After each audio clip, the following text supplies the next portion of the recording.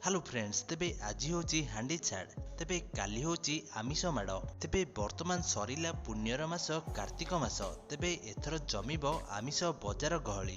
तेबे आज होची कार्तिक पूर्णिमा, तेबे वर्तमान सरिला पुण्यर मास, तेबे चंद्रग्रहण पई लोके पाक त्याग करिवे एवं हांडी मध्य छाड़िबे। हेले परदिन बा बुधवार झाड़ काई पड़ुथिबारु आमिष माड़ करिवे, तेबे सेति पई एथर आमिष बजार गहली जमिबो।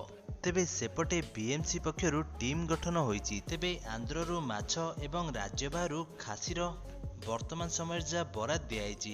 तेबे वर्तमान एकाधिक दुकान में मध्य माल भी पहुंची साराणी। तेबे डिमांड जोगु दर एथर उच्चा रहिबो। तेबे खासी 750 टंका परे बिक्री हेबो बोली वर्तमान व्यवसायी माने मत रखचंती। तेबे कुकुड़ा मांस मध्य अधिक टंकारे बिक्री हेबो। तेबे बुधवार मांस अधिक बिक्री हेबो एवं माछर बिक्री कम रहिबो। तेबे शुक्रवार माछर अधिक बिक्री हेबो बोली माछ व्यवसायी संघ माने कहिसंती। तेबे राजधानीर प्रमुख मार्केट तथा यूनिट 4 नुआपल्ली डेल्टा आईगणिया डमणा पलाशुणी सुंदरपदा आदि आमिष दुकान रे भिड़ जमिबो।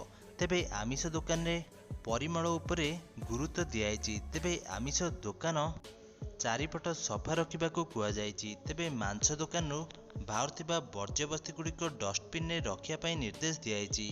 तेबे एने एक स्वतंत्र टीम गठन कराजिबो। तेबे बीएमसी रो जणे वरिष्ठ अधिकारी कहवा मुताबक माछ एवं मांसर मान मध्य जांच कराजिबो। आपण मानकर एथिरे कोन मत कमेंट माध्यम रे निश्चित भावे जणाई दियंतु।